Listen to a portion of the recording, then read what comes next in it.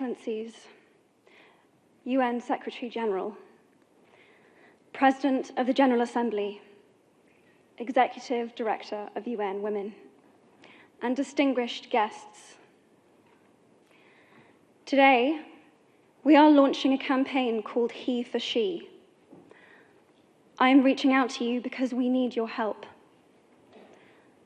We want to end gender inequality, and to do this, we need everyone involved. This is the first campaign of its kind at the UN. We want to try and galvanize as many men and boys as possible to be advocates for change. And we don't just want to talk about it. We want to try and make sure that it's tangible. I was appointed as Goodwill Ambassador for UN Women 6 months ago. And the more I've spoken about feminism, the more I have realized that fighting for women's rights has too often become synonymous with man-hating. If there is one thing I know for certain, it is that this has to stop. For the record, feminism, by definition, is the belief that men and women should have equal rights and opportunities. It is the theory of the political, economic, and social equality of the sexes. I started questioning gender-based assumptions a long time ago. When I was 8, I was confused at being called bossy because I wanted to direct the plays that we would put on for our parents, but the boys were not. When at 14, I started to be sexualized by certain elements of the media. When at 15, my girlfriends started dropping out of their beloved sports teams because they didn't want to appear muscly.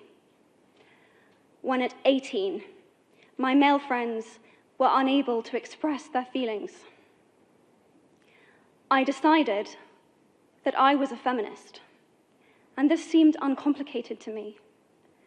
But my recent research has shown me that feminism has become an unpopular word. Women are choosing not to identify as feminist.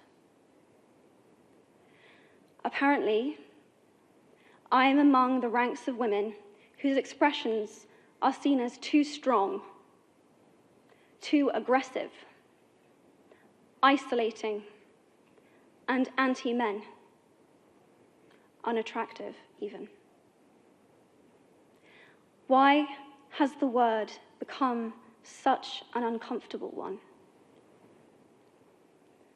I am from Britain, and I think it is right that I am paid the same as my male counterparts. I think it is right that I should be able to make decisions about my own body. I think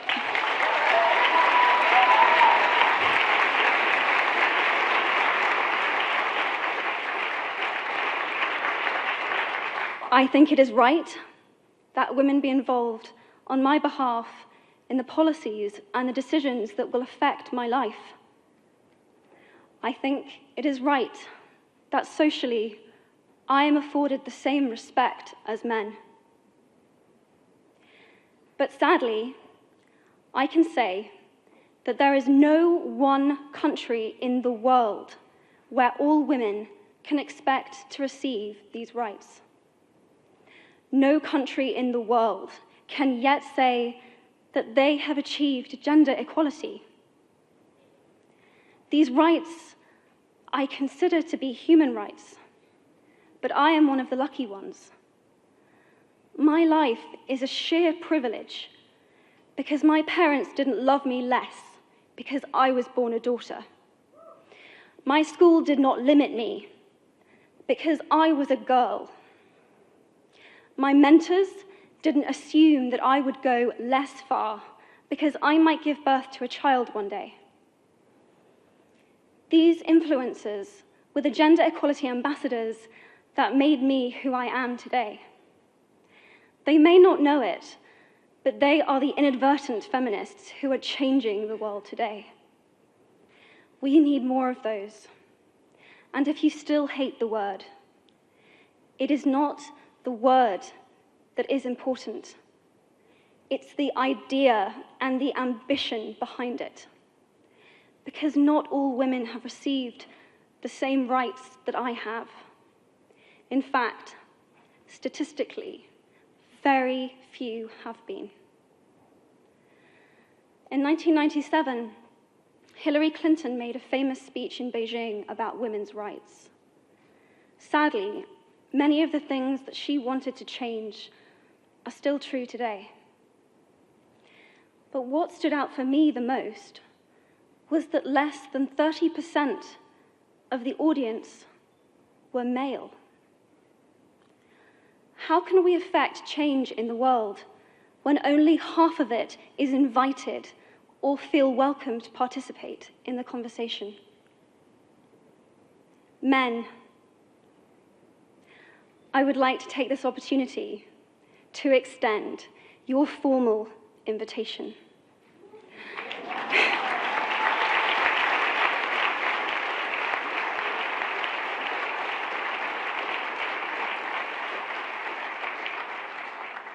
Gender equality is your issue too. Because to date, I've seen my father's role as a parent being valued less by society, despite my needing his presence as a child as much as my mother's. I've seen young men suffering from mental illness, unable to ask for help, for fear it would make them less of a man or less of a man. In fact, in the UK, suicide is the biggest killer of men between 20 to 49, eclipsing road accidents, cancer, and coronary heart disease. I've seen men made fragile and insecure by a distorted sense of what constitutes male success. Men don't have the benefits of equality either. We don't often talk about men being imprisoned by gender stereotypes, but I can see that they are, and that when they are free, things will change for women as a natural consequence. If men don't have to be aggressive in order to be accepted, women won't feel compelled to be submissive. If men don't have to control, women won't have to be controlled. Both men and women should feel free to be sensitive. Both men and women should feel free to be strong.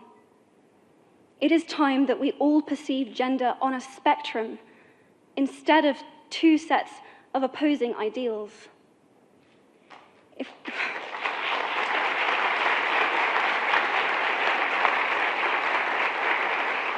If we stop defining each other by what we are not and start defining ourselves by who we are, we can all be freer. And this is what HeForShe is about. It's about freedom. I want men to take up this mantle so that their daughters, sisters, and mothers can be free from prejudice, but also so that their sons have permission to be vulnerable and human too.